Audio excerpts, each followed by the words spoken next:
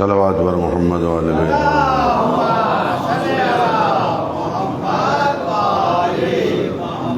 أعوذ بالله من الشيطان اللعين الرجيم بسم الله الرحمن الرحيم الحمد لله الصمد الذي لم يلد ولم يولد ولم يكن له كفوا أحد والصلاة والسلام والتحية والإكرام على سيدنا ونبينا وشفيع ذنوبنا وطبيب نفوسنا أبي القاسم محمد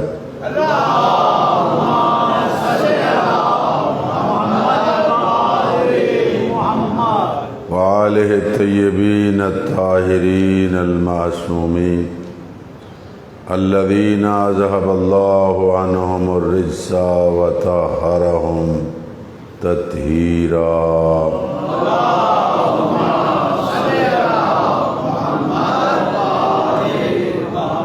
واللعنة الدائمة على أعدائهم أجمعين أما بعد فقال الله سبحانه وتعالى في كتابه المجيد وفرقانه الحميد بسم الله الرحمن الرحيم إن الدين عند الله الإسلام صلوات بر محمد وعلى آله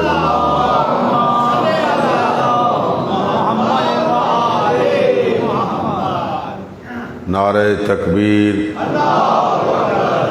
نعرہ رسالت نعرہ حیدری حسینیت یزیدیت بآواز بلند صلوات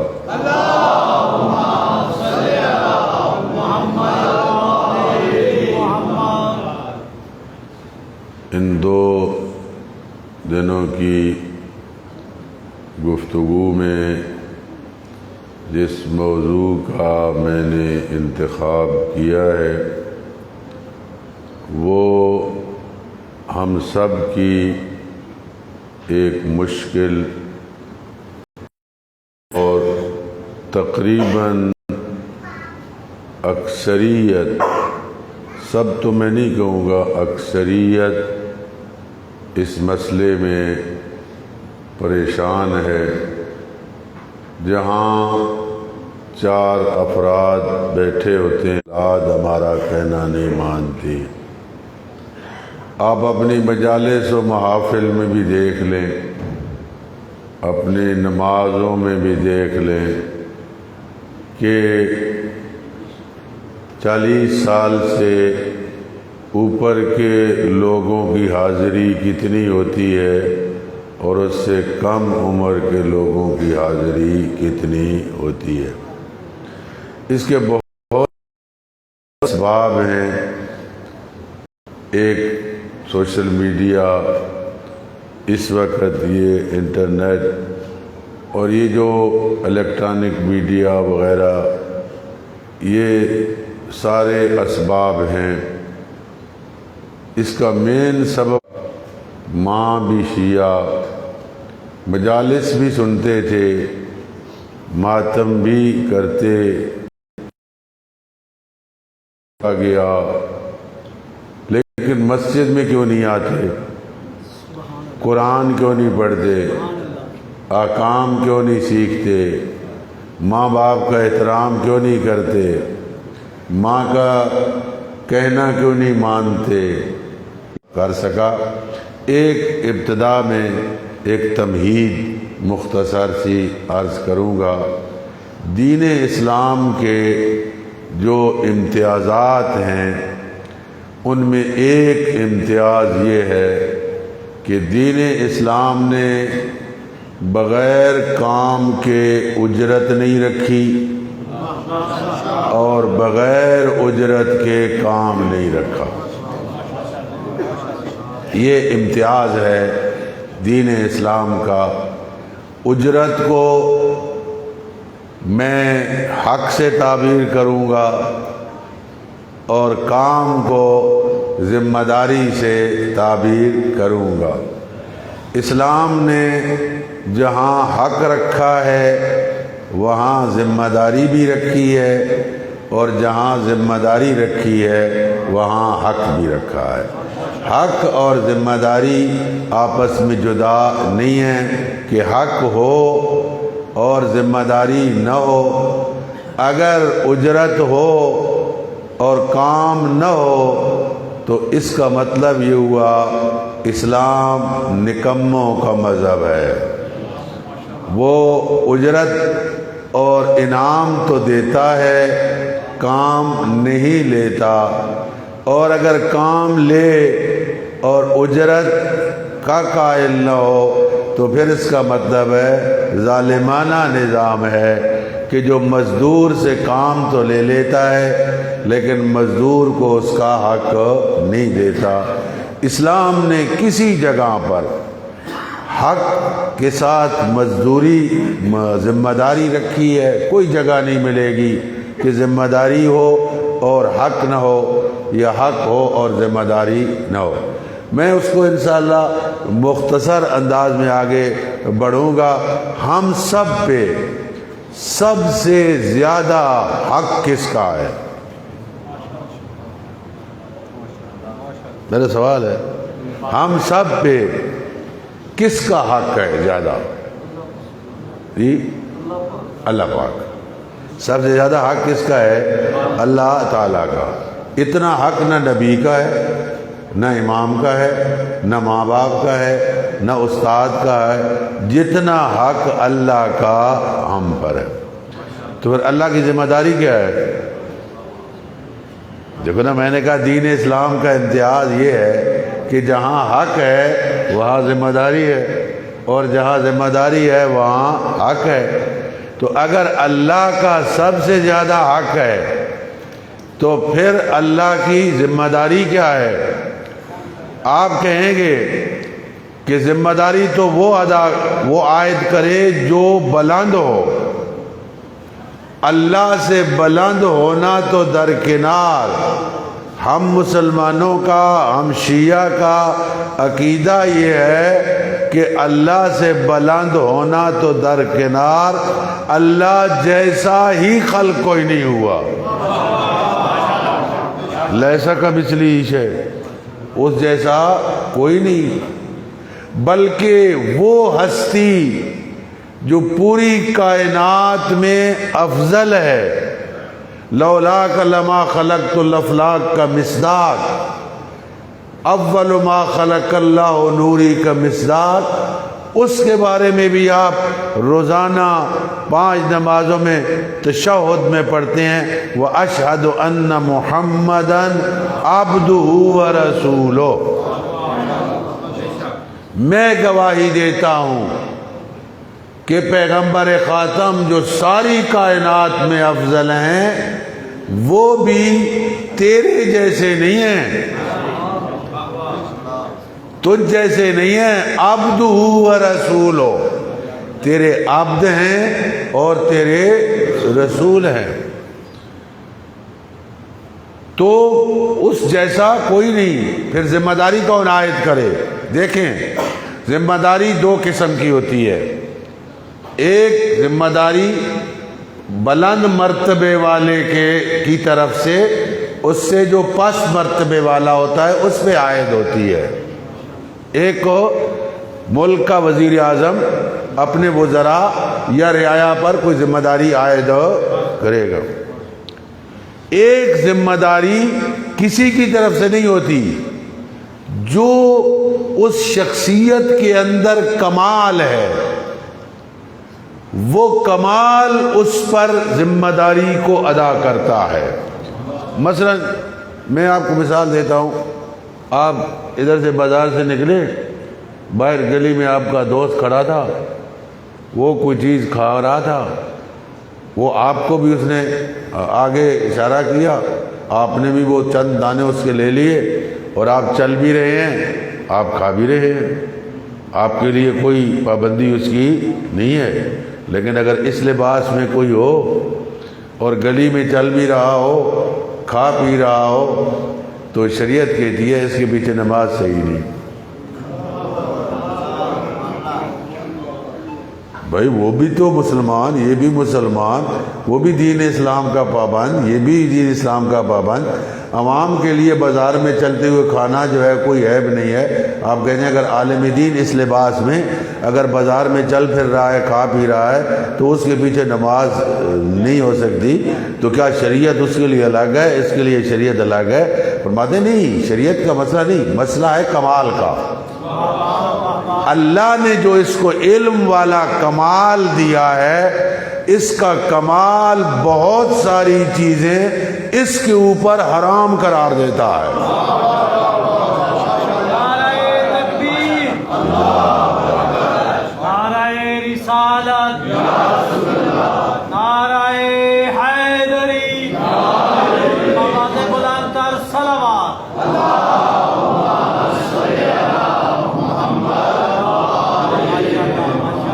اور اللہ تو عین کمال ہے، وہ تو خالق کمال ہے. جس کو کوئی کمال ملا وہ اسی کا عطا کردہ. اگر کوئی نہ کسی کو نبی بنایا تو اسی نے بنایا، رسول بنایا تو اسی نے بنایا، امام بنایا تو اسی نے بنایا، ولایت عطا کی تو اسی نے عطا کی، امامت عطا کی تو اسی نے عطا کی. جس کے پاس جو انعام ہے وہ اسی کا عطا کردہ ہے. وہ ذات عین کمال ہے، اس کے اوپر کوئی ذمہ داری عائد کرے اس کا تصور بھی نہیں ہو سکتا. اس کا کمال، اس کے لیے کچھ ذمہ داریاں خود اس کا کمال اس میں عائد کرتا ہے. فرمایا وَخَلَقَ كُلَّ شَيْءٍ فَهَدَى، اس نے ہر چیز کو خلق کیا اور خلق کرنے کے فوراً بعد ہدایت کا بندوبست کیا. خلق کرنا بھی اس کے ذمے اور خلق کرنے کے بعد ہدایت کا بندوبست بھی اس کے ذمے. خالق بھی وہی، ہادی قائم کرنے والا بھی وہی. چنانچہ روئے زمین پر جو پہلا انسان خلق فرمایا اسی کو پہلا ہادی بنایا، حضرت آدم علیہ السلام. انا علینا للہدی، تمہاری ہدایت کا بندوبست ہمارے ذمہ ہے. ہدایت ہم نے کرنی ہے، ہدایت اس نے اپنے ذمہ لے لی. پھر فرمایا ما من دابۃ فی الارض الا علی اللہ رزقها هو اللہ الذی خلقکم ثم رزقکم، اسی نے تمہیں پیدا کیا، اسی نے تمہارے لیے رزق کا بندوبست کیا. زمین پہ جو بھی جاندار موجود ہے فرمایا اس کا رزق ہمارے ذمہ ہے. خالق بھی وہی اور رازق بھی وہی. یا ایھا الناس اعبدوا ربکم الذی خلقکم، اے انسانوں اس اپنے مالک کی عبادت کرو جو تمہارا خالق بھی ہے، تمہارا رب بھی ہے، تمہاری تربیت کرنے والا بھی وہی ہے، مربی بھی تمہارا وہی ہے. تو کوئی جگہ اب خالق اکبر کا حق ہمارے اوپر زیادہ ہے تو اس نے اپنے لیے اپنی ذمہ داریوں کو بیان کیا کہ انسان جب میں نے تجھے پیدا کیا ہے تو تیری ہدایت کا بندوبست بھی میں نے کیا. سبحان اللہ. انبیاء بھیجے، پہلے ان کو فرمایا جاؤ تبلیغ کرو، پتھر کھاؤ، پیغام پہنچاؤ. جب لوگوں سے پیغام لوگوں پر پہنچ جائے پھر انہیں کہو اطیعوا اللہ و اطیعوا الرسول و اولی الامر منکم.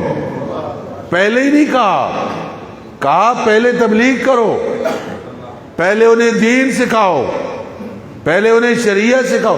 تم اپنی ذمہ داری ادا کرو. جب تمہاری ذمہ داری ادا ہو جائے گی اب ان سے اطاعت کا مطالبہ کرو کہ جب دین ہم نے پہنچا دیا، شریعت ہم نے پہنچا دی، تو اب اللہ کی اطاعت کرو، اللہ کے رسول کی اطاعت کرو، اولی الامر کی اطاعت کرو۔ اسی طرح اولاد پر ضروری قرار دیا، ماں باپ کا حق قرار دیا، وَلَا تَقُلْ لَهُمَا اُفٍّ، اولاد ماں باپ کے سامنے اف تک نہ کرے۔ یہ ماں باپ کا حق ہے۔ ماں باپ کی ذمہ داری کیا ہے؟ شریعت نے کہا پہلے ان کی تربیت کرو، پہلے تربیت کرو۔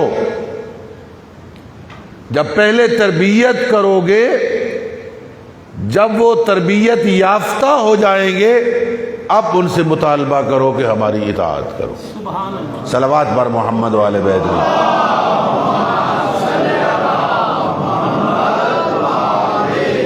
نعرہ تکبیر، بلند آواز سے نعرہ تکبیر، نعرہ رسالت، نعرہ حیدری۔ بہرحال میری کوشش ہوگی کہ 9 بجے تک میں نے آپ کو اضامت دینی ہے کہ میں بات آپ تک پہنچاؤں۔ میں خطیب تو کوئی اتنا نہیں ہوں، یہ چودھری ذاکر صاحب ہیں جن کے ساتھ انہوں نے مجھے فرمایا تو میں حاضر ہو گیا۔ میں تو ایک چھوٹا سا مدرس ہوں، ٹیچر ہوں، تو کلاس میں آگے جتنے حضرات بیٹھے ہیں ان کو اپنی بات سناؤں گا۔ اگر کوئی تھکا ہوا ہے تو اسے آرام کرنا چاہیے۔ صلوات بر محمد والے بیت۔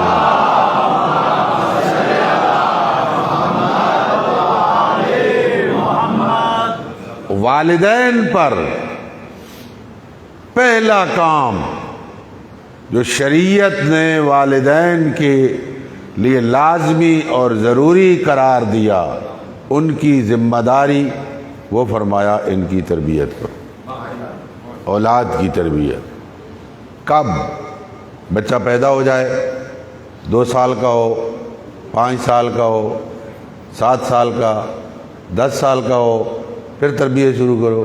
شریعت نے کہا نہیں، جس دن تمہارے ذہن میں یہ خیال پیدا ہوا کہ اب ہم نے تنہا نہیں رہنا، ہم نے نئی زندگی کا آغاز کرنا ہے، اب ہمیں ایک ساتھی چاہیے، اب ہمیں رفیق حیات چاہیے، اسی دن سوچیں کہ آپ کی اولاد کیسی ہوگی۔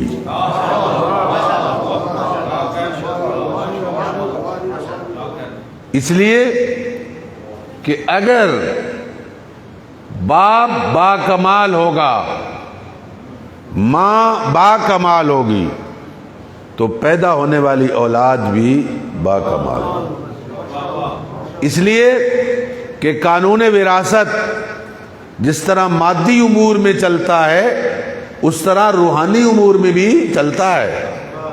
اولاد ماں باپ کے مال کی وارث ہوتی ہے تو روحانیت کی بھی وارث ہوتی ہے، ان کے اخلاق کی بھی وارث ہوتی ہے، ان کے کردار کی بھی وارث ہوتی ہے۔ لہذا اگر دونوں با کمال ہوں گے، ماں بھی با کمال ہوگی، باپ بھی با کمال ہوگا، تو پیدا ہونے والا بیٹا بھی با کمال ہوگا۔ اور اگر ان دونوں میں ایک با کمال ایک بے کمال، تو پیدا ہونے والا بچہ دونوں کا اثر لے کے آئے گا، با کمال کا بھی لے کے آئے گا، بے کمال کا بھی لے کے آئے گا۔ اور اس کو مولا متقیان نے خود اپنے کردار سے، اپنے فرمان میں، اپنی سیرت میں واضح کیا۔ کون نہیں جانتا تھا کہ علی ابن ابی طالب علم امامت کے ذریعہ جانتے تھے کہ کون سا خاندان بہتر ہے، اس خاندان کی کون سی خاتون بہتر ہے جس سے میں شادی کروں۔ علم امامت کے ذریعے جانتے تھے، لیکن آئے کن کے پاس؟ اپنے بھائی عقیل کے پاس جو علم الانساب کے ماہر تھے۔ کہا عقیل آپ علم الانساب کے ماہر ہیں، مجھے کوئی ایسا بہادر خاندان بتائیں جس بہادر خاندان کی خاتون سے میں شادی کروں تاکہ اس سے پیدا ہونے والا بچہ بہادر ہو۔ میں عرض کروں گا مولا اگر آپ کا بچہ آپ ہی کا اثر لے کے آئے تو بہادر ہوگا، یقیناً فرمائیں گے۔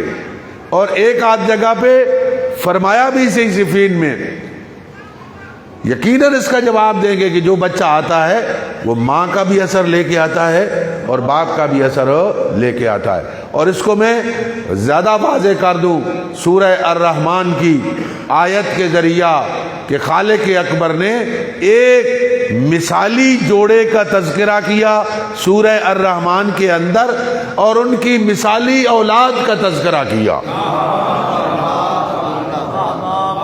کہ ماں باپ کیسے تھے، ماں باپ کے اندر کتنا کمال تھا اور ان کی اولاد کیسے با کمال بنی۔ فرمایا مرج البحرین یلتقیان بینہما برزخ لا یبغیان فبأی آلاء ربکما تکذبان یخرج منہما اللؤلؤ والمرجان۔ فرمایا جب دو سمندر ملتے ہیں، یہ سمندر کس کے تھے؟ پانی کے نہیں، یہ دو سمندر کس کے تھے؟ علم کے، عصمت کے، طہارت کے، تقوی کے، عبادت کے، سخاوت کے، روحانیت کے، عظمت کے، ایثار کے۔ جب دو سمندر ملتے ہیں اس کا نتیجہ کیا نکلتا ہے؟ ان سے یخرج منہما اللؤلؤ والمرجان، ان سے لولو اور مرجان نکلتے ہیں۔ آپ کے چھٹے امام فرماتے ہیں ان دو سمندروں سے مراد علی و فاطمہ ہیں اور لولو والمرجان سے مراد حسن و حسین ہیں۔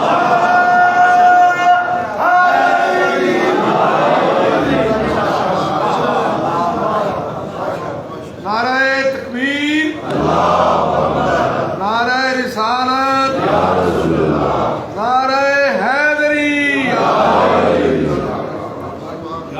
ماں باپ با کمال تھے، اولاد بھی با کمال ہوئی، وہ چاہے بیٹوں کی صورت میں چاہے بیٹیوں کی صورت میں۔ بعد از پیغمبر اگر آپ تاریخ انسانیت کا مطالعہ کریں، حدیث کا مطالعہ کریں، قرآن کا مطالعہ کریں تو ان دو شخصیتوں جیسا کوئی انسان ان کے مقابلے میں عظمتوں کے اعتبار سے، فضیلتوں کے اعتبار سے، کمال کے اعتبار سے آپ کو نہیں ملے گا۔ اور میں شاید ایام فاطمیہ میں عرض کر گیا ہوں، فقط اشارہ کروں گا کہ جب وہ امیر المومنین آئے حضور کے پاس اور آ کے خاموش ہو کے بیٹھ گئے، سر جھکا کے، پیغمبر خاتم نے پوچھا یا علی کوئی کام ہے؟ خاموش تھے۔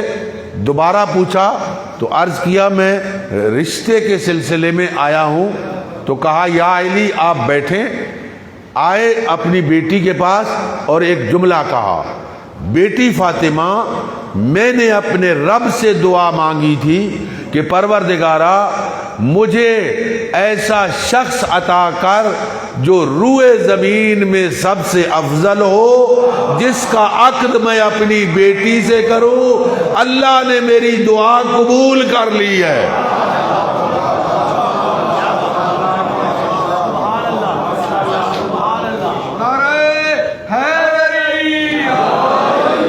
کائنات میں علی سے افضل کوئی نہیں۔ اللہ نے میری دعا کو قبول کر لیا ہے۔ تو چونکہ ماں باپ با کمال تھے، اولاد بھی با کمال ہوئی۔ ہمیں بھی کہا کہ جب بھی رشتے کے سلسلے میں نکلو خیال رہے، آپ کے چھٹے امام حضرت جعفر الصادق علیہ الصلوۃ والسلام فرماتے ہیں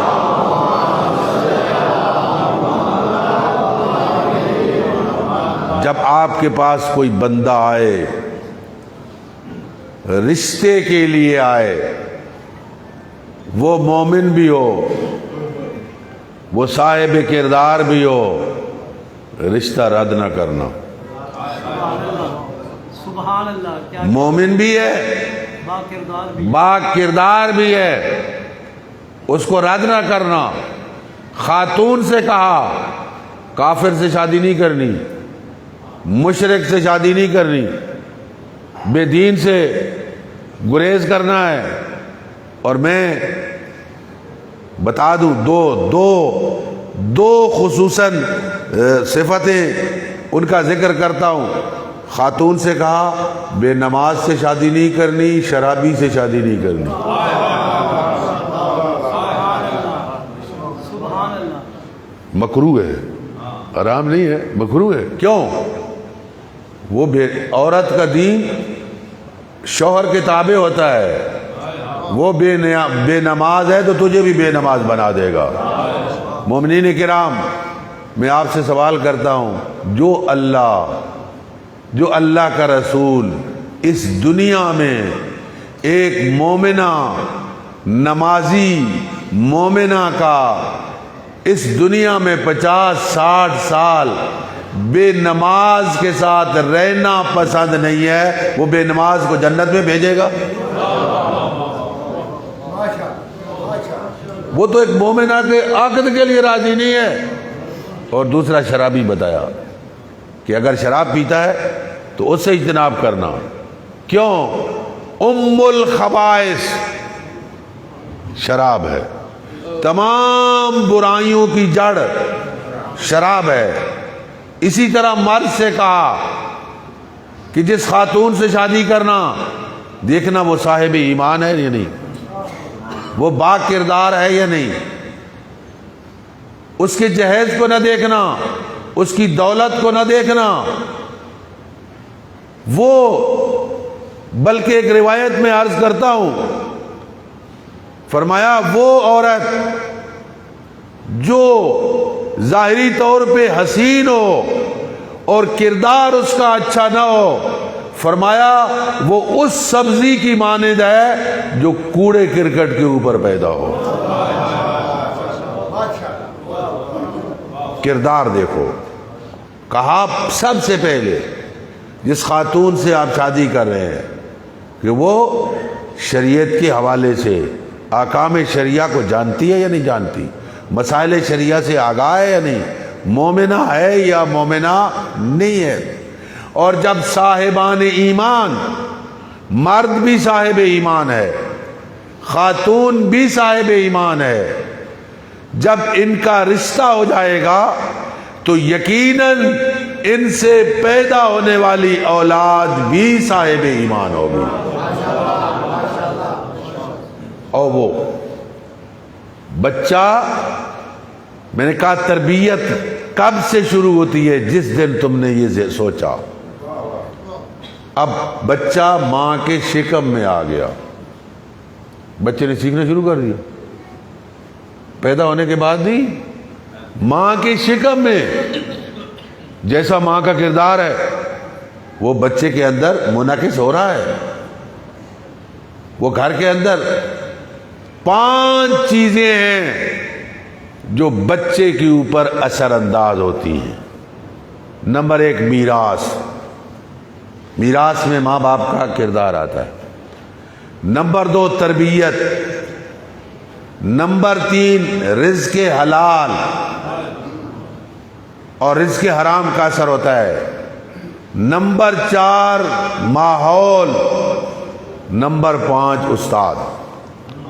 یہ سارے بچے کے اوپر اثر انداز ہوتے ہیں۔ کوشش کروں گا کہ ان 2 دنوں میں تھوڑا تھوڑا ان سب کے بارے میں عرض کروں۔ میں نے کہا بچہ ماں کے شکم میں سیکھتا ہے۔ ہمارے مذہب کے 2 بزرگ علماء گزرے ہیں، اور یہ کون ہیں؟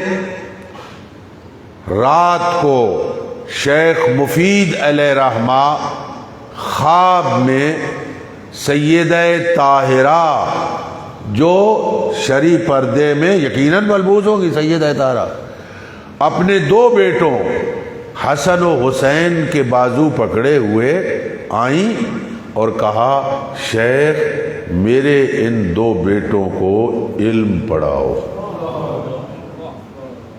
بیدار ہوئے، کجا حسن و حسین، رات بے چینی میں گزری، صبح ایک سید زادی آئی 2 بچوں کی انگلیاں پکڑی ہوئی، کہا شیخ یہ 2 میرے بیٹے ہیں، ان کو آپ علم دین پڑھائیں۔ وہ خواب کی تعبیر پتہ چلی۔ یہ 2 کون تھے؟ ایک کا نام سید مرتضیٰ ہے، ایک کا نام سید رضی ہے۔ یہ 2 سید زادے آئے اور دونوں کے بارے میں امیر المومنین نے دونوں کو اپنا فرزند کہا ہے۔ خاتون جنت نے بھی کہا کہ میرے فرزندوں کو پڑھاؤ، خود امیر المومنین نے بھی دونوں کے بارے میں کہا، سید مرتضیٰ کے بارے میں بھی، سید رضی کے بارے میں بھی۔ یہ پڑھتے ہیں، اور جب بھی شیخ مفید علیہ رحمہ کوئی بات شروع کرتے ہیں تو شہزادوں کے چہروں سے ایسے معلوم ہوتا ہے کہ یہ سبق انہوں نے پڑھا ہوا ہے۔ ایک دن شیخ مفید نے پوچھا کہ جب میں کوئی گفتگو کرتا ہوں تو تمہارے چہروں سے ایسے ظاہر ہوتا ہے کہ گویا یہ سبق تم نے پہلے پڑھا ہوا ہے۔ کہنے لگے ہم بھی حیران ہیں کہ ادھر سے آپ بات شروع کرتے ہیں تو جتنا سبق ہوتا ہے وہ سارے کا سارا ہمارے ذہن میں موجود ہوتا ہے۔ آئے گھر، والدہ سے پوچھا امی ایک مسئلہ ہے، استاد بھی ہمارے اس میں پریشان ہیں، ہم بھی ہیں کہ جب استاد کوئی بات شروع کرتا ہے وہ سارے کا سارا وہ ان کی گفتگو ہمارے ذہن میں آ جاتی ہے۔ کہا بیٹا اس کا سبب میں بتاتی ہوں، جب تم میرے شکم میں ہوتے تھے تمہارا باپ یہاں درس دیتا تھا، میں پردے کے پیچھے بیٹھ کے درس سنتی تھی، یہ اس درس کا اثر ہے۔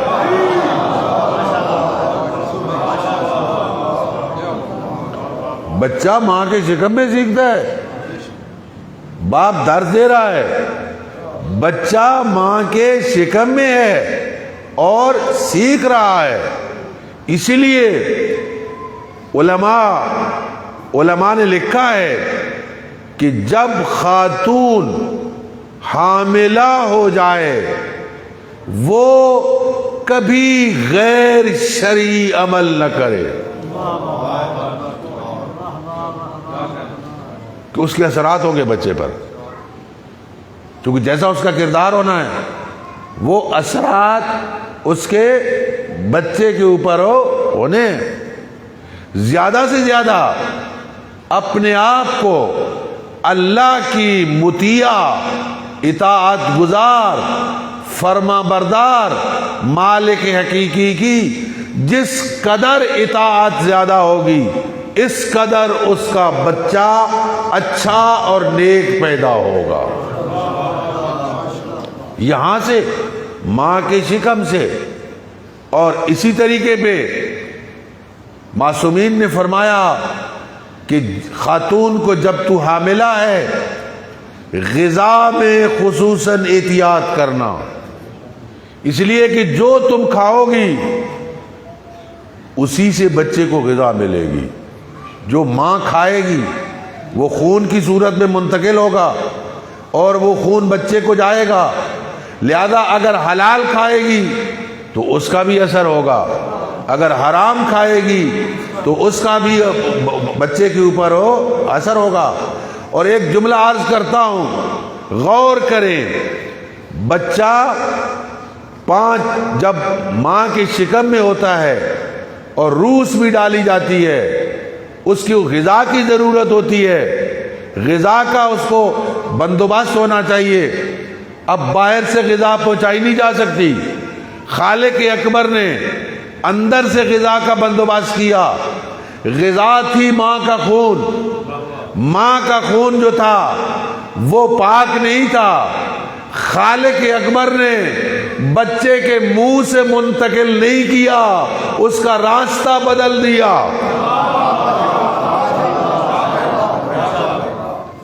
اس کا راستہ بدل دیا۔ جو خالق ماں کے شکم میں 5 مہینے کے بچے کے لیے حرام غذا کا منہ سے استعمال کرنا درست نہیں سمجھتا، وہ بالغ ہونے کے بعد کیسے درست سمجھتا ہے؟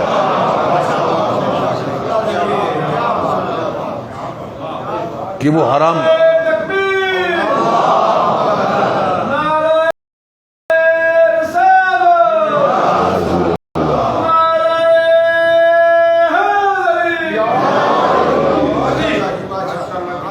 اور علماء علم اخلاق نے ان غذاؤں کا ذکر بھی کیا کہ حمل کے دوران خاتون کون کون سی غذائیں استعمال کرے۔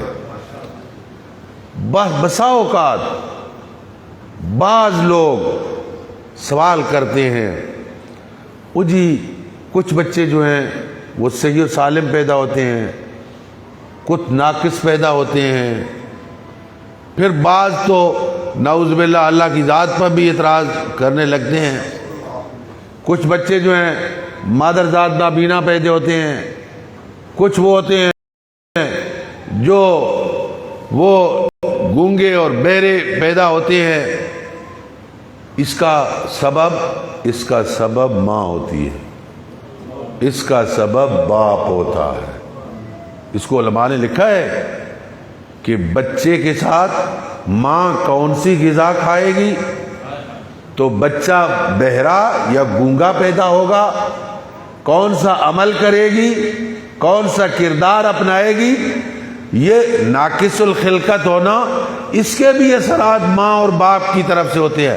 اللہ نے اس دنیا کو اسباب کے تحت رکھا ہے اور بتایا ہے کہ اگر تم یہ کرو گے تو اس کا اثر یہ ہوگا، یہ کام کرو گے تو اس کا اثر جو ہے وہ یہ ہونا ہے۔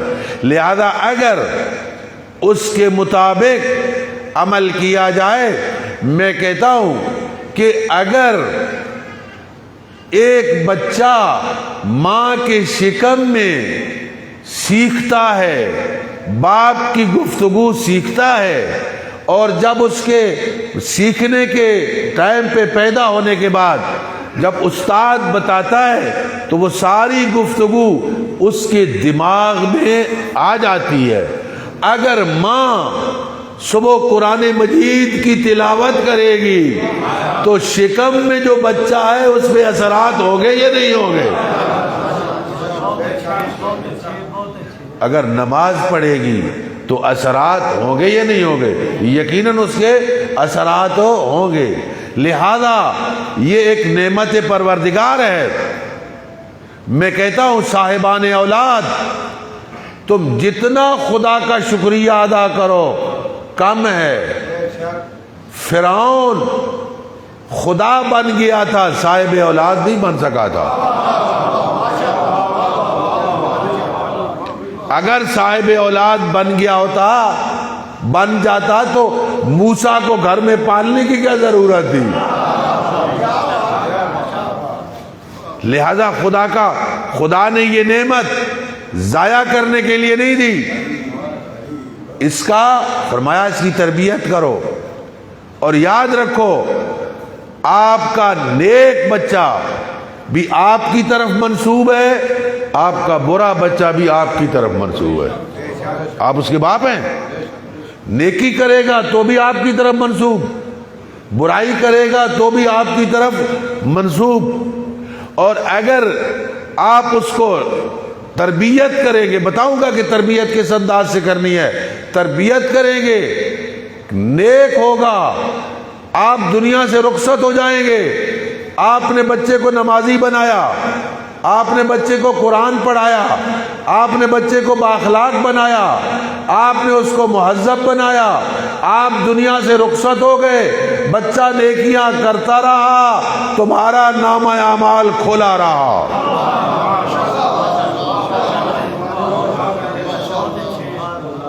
فرمایا نیک اولاد چھوڑ کے جائے گا جب تک وہ نیکیاں کرتے رہیں. اچھا, باپ رخصت ہو گیا, بیٹا نیک تھا, اس کا بیٹا آ گیا, آگے اس کا بیٹا ہوا, اس نے اپنے بیٹے کی اچھی تربیت کی, اب اس کا باپ فوت ہو گیا, وہ نیکیاں کرتا رہا, اس کی نیکیوں کا اثر باپ کو بھی ملے گا, دادا کو بھی ملے گا, اور یہ سلسلہ قیامت تک چلا جائے, اس کے اثرات باقی رہیں گے. فرمایا اولاد پر ایک ذمہ داری یہ عائد کی کہ جب نماز پڑھو تو یہ دعا مانگا کرو, رب ارحمہما کما ربیانی صغیرا. پروردگارا سنیں, یہ دعا بھی ہے اور ماں باپ کے لیے بہت بڑا سبق بھی ہے, اس پہ غور کرنا. پروردگارا میرے ماں باپ پہ رحم فرما جیسا انہوں نے میری تربیت کی ہے.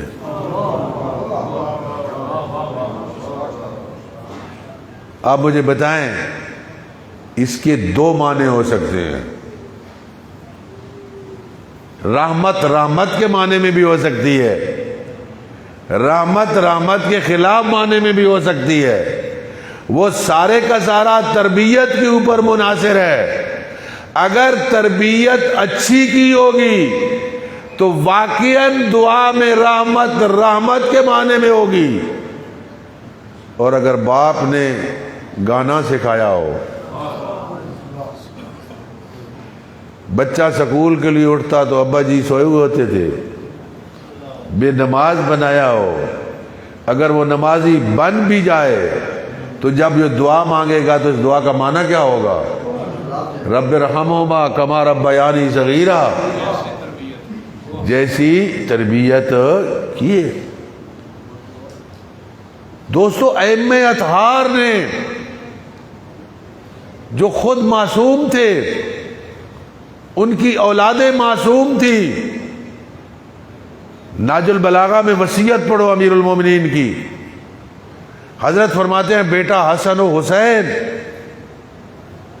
تمہارے دل کے سخت ہونے سے پہلے, یعنی بالغ ہونے سے پہلے, میں نے تمہیں احکام کی بھی تعلیم دی ہے, قرآن کی بھی تعلیم دی ہے. کیا امیر المومنین تو اپنی اولاد کو قرآن کی تعلیم دیں, فرائض الہی کی تعلیم دیں, اور ہماری ذمہ داری نہیں ہے؟ کیا ایک باپ جس کے بیٹے بھی ہیں بیٹیاں بھی ہیں, وہ گھر میں بیٹوں کو ٹائم دیتا ہے, رات کے ٹائم پر, کسی ٹائم پر جب فارغ ہو, آئیں بیٹھیں, مسائل کے اوپر گفتگو کرتے ہیں, وہ سوال کریں اور باپ ان کو مسائل کا جواب دے. ایک اصول ہے, فاقد الشیء موت الشیء نہیں ہو سکتا. جس کے پاس کچھ نہ ہو وہ دوسرے کو عطا نہیں کر سکتا. باپ اس وقت عطا کرے گا جب پہلے اس کے پاس ہوگا. لہذا خود قرآن کا مطالعہ کرے, حدیث کا مطالعہ کرے, آیات الہیہ کو پڑھے, اور وہی قرآن کھول کے بچوں کو سنائے. جب وہ اس طرح بچوں کی تربیت کرے گا تو یقیناً اس کے فرما بردار بنیں گے۔ لوگ کہتے ہیں مولانا صاحب کوئی تعویذ دے دے، بچہ جو ہے وہ بات نہیں مانتا۔ جب آپ کی بات مانتا تھا آپ نے اس کو منوائی نہیں،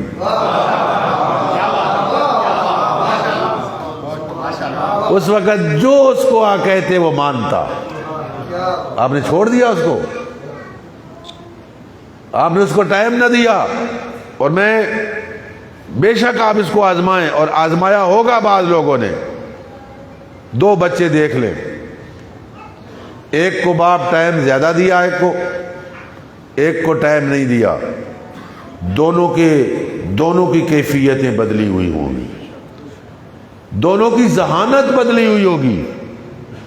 جس کو باپ زیادہ ٹائم دے رہا ہے وہ زیادہ ذہین ہوگا، وہ زیادہ اچھا ہوگا۔ آپ جب جاتے ہیں نماز کے لیے جاتے ہیں یا آپ مجلس کے لیے آتے ہیں، آپ اس کو لائیں، وہ آئے سنیں۔ اگر ماں کے شکم میں بچے کے اوپر اثر ہوتا ہے تو 2، 3 یا 4 سال کے بچے کے اوپر کیوں نہیں اثر ہوتا؟ یقیناً اثر ہوتا ہے۔ اور اہل بیت جن کے ایام آپ منا رہے ہیں، آپ مجھے بتائیں کہ کوئی بندہ 100 سال اس کی عمر ہو اور ڈاکٹر کے پاس چلا جائے، اور ڈاکٹر اس کو چیک کرنے کے بعد کسی وارث کو کہے بھئی بابا دنیا سے رخصت ہونے والا، یہ آواز مریض کے کانوں میں پہنچ جائے، رونے لگ جائے گا کہ ڈاکٹر نے کہہ دیا میں اب ختم ہوں۔ وہ بابا 100 سال تمہاری زندگی ہو گئی، ابھی اور کیا زندہ رہنا ہے، ابھی کیوں رو رہے ہو؟ دنیا موت کا ذائقہ کڑوا سمجھتی ہے، لیکن اہل بیت نے جن کی تربیت کی ہے، اہل بیت نے جن کی تربیت کی، ان کا عالم کیا ہے؟ ان کا عالم ہی کچھ اور ہے کہ شب عاشور کو جب مظلوم کربلا نے اپنے ساتھیوں سے کہا کہ اپنی سواریاں تیار کر لو اور تم چلے جاؤ، اتنے دور چلے جاؤ کہ کل جب میں استغاثہ کروں میرے استغاثے کی آواز تمہارے کانوں تک نہ پہنچے، میں بیعت کا کلادہ تمہارے گلے سے اتار لیتا ہوں، یہ تمہارے نہیں، یہ میرے خون کے پیاسے ہیں، جب میں شہید ہو جاؤں گا تمہارے پیچھے کوئی بھی نہیں آئے گا، چلے جاؤ۔ اور دوسرا جملہ فرمایا چلے جاؤ اور ایک ایک بنی ہاشم کا بازو پکڑ کے چلے جاؤ، بنی ہاشم کا بازو پکڑ کے چلے جاؤ۔ گویا یہی کہہ رہے تھے نا، کوئی علی اکبر کا بازو پکڑ کے چلا جائے، کوئی عباس کا بازو پکڑ کے چلا جائے، کوئی اون محمد کا بازو پکڑ کے چلا جائے۔ عزادارو، یہ ایام، یہ محرم جن ہستیوں کا آپ منا رہے ہیں، جن بیبیوں کا منا رہے ہیں، ان کے بارے میں ایک جملہ کہتا ہوں کہ امام نے سارے رستے میں اپنے ساتھیوں کو کہا چلے جاؤ، چلے جاؤ، یہ تمہارے نہیں، یہ میرے دشمن ہیں۔ شب عاشور کو کہا چلے جاؤ، یہ تمہارے نہیں، یہ میرے دشمن ہیں۔ بنی ہاشم کو بھی لے جاؤ۔ مجھے بتاؤ اس پورے سفر میں کہیں ایک دفعہ بھی فرمایا بہن زینب تم بھی چلی جاؤ، بہن ام کلثوم تم بھی چلی جاؤ؟ سب سے کہہ رہے ہیں، اصحاب سے کہہ رہے ہیں، بنی ہاشم سے کہہ رہے ہیں، لیکن کیا بیویوں سے کہا؟ عزاداروں میں کہتا ہوں عباس چلے جاتے، حسین خود موجود تھے جگہ کو پر کرنے کے لیے، علی اکبر چلے جاتے، حسین موجود تھے، لیکن اگر زینب چلی جاتی اس خلا کو پر کرنے والا کوئی نہ تھا۔ جو زینب نے خلا پر کیا اس خلا کو پر کرنے والا کوئی نہ تھا۔ شیخ الجامعہ علامہ اختر عباس بیان کرتے تھے کہ مظلوم کربلا گھر کے اندر قرآن کی تلاوت کر رہے تھے، پشت دروازے کی طرف تھی، امام کو محسوس ہوا کہ پیچھے کوئی آیا ہے، امام نے مڑ کے دیکھا تو بہن زینب کھڑی تھی۔ مظلوم کربلا نے قرآن کو بند کیا، امام کھڑے ہو گئے، بی بی نے کہا بھیا حسین آپ قرآن پڑھ رہے تھے، آپ بیٹھے رہے تھے، آپ کیوں کھڑے ہوئے؟ اس وقت امام نے فرمایا او میری بہن زینب میں تیرا ممنون ہوں، او میری بہن زینب میں تیرا ممنون ہوں، اور میں اللہ کے دین کو بچاؤں گا، تو مجھے بچائے گی۔ لوگ مجھے باغی کہیں گے، اے میری بہن زینب تو شام و کوفہ کے بازاروں میں خطبے پڑھ کے کہے گی میرا بھائی نمازی تھا۔ جب سارے اصحاب سے عہد وفا لے لیا، کسی نے کہا مولا وہ زندگی نہیں چاہیے جو آپ کے بغیر ہو، کسی نے کہا مجھے 70 مرتبہ شہید کیا جائے، کسی نے کہا مجھے 1000 مرتبہ شہید کیا جائے، ہم آپ کے قدموں سے جدا نہیں ہوگے۔ امام نے دعا کی اپنے اصحاب کے لیے، اللہ تمہیں خیر عطا کرے۔ اور میرے ساتھیوں، میں نے ایسا کوئی ساتھی نہیں دیکھا جب سارے اصحاب، سارے بڑے اپنی اپنی باری بھگت چکے تو کونے میں ایک 13 سال کا بچہ کھڑا ہوا۔ اہل بیت نے کس طرح تربیت کی اپنے بچوں کی؟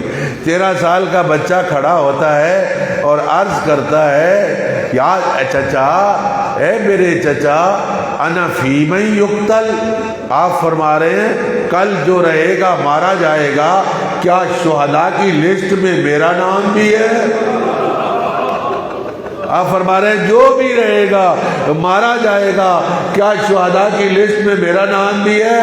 امام نے یہ جواب نہیں دیا بیٹا قاسم شہداء کی لسٹ میں تیرا نام ہے یا نہیں، فرماتے ہیں بیٹا قاسم پہلے مجھے بتاؤ کیف الموت عندک، موت کو کیسے سمجھتے ہو؟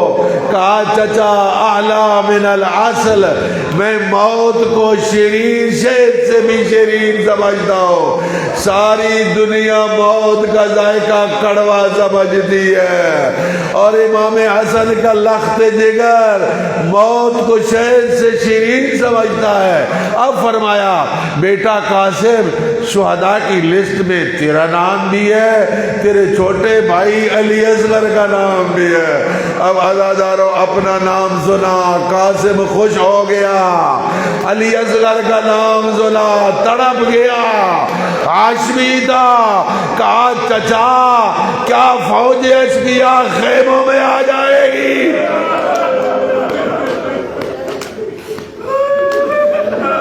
کیا فوج اشقیا خیموں میں آ جائے گی؟ میں کہوں گا قاسم اس وقت تیری روح پہ کیا گزر رہی ہوگی، اور جب ظالم ہاتھوں میں نیزے لیے ہوئے نبی زادیوں کے خیموں میں داخل ہوئے، لوٹو تبرکات، علی و بطول کو قیدی بنا کے لے چلو آل رسول کو۔ بس عزادارو مجلس ہو گئی، گریہ ہو گیا، اللہ اس گریے کو قبول فرمائے۔ بس میں حسن مجتبیٰ کے اس یتیم کے بارے میں 2 جملے عرض کر کے آپ کی زحمت کو عرض کرتا ہوں۔ عزادارو قاسم کتنی عمر کے تھے کہ کربلا میں آئے؟ روایت کے جملے ہیں لم یبلغ الحلم، ابھی سن بلوغت کو نہیں پہنچے تھے۔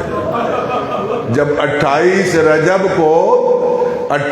رجب کو قافلہ مدینے سے چلا تو قاسم کو گھوڑے پہ نہیں بٹھایا گیا، بیویوں کے ساتھ معمل میں بٹھایا گیا۔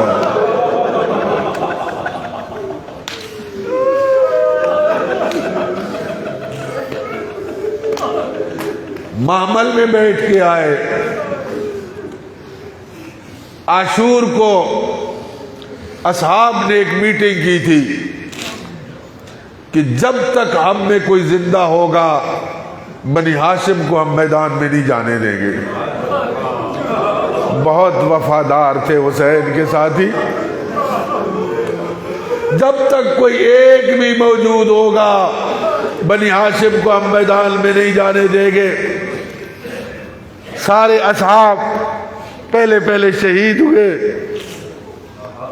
اصحاب شہید ہو گئے، بنی ہاشم کی باری آئے، اس نے جہاد لیتے میدان میں چلے جاتے۔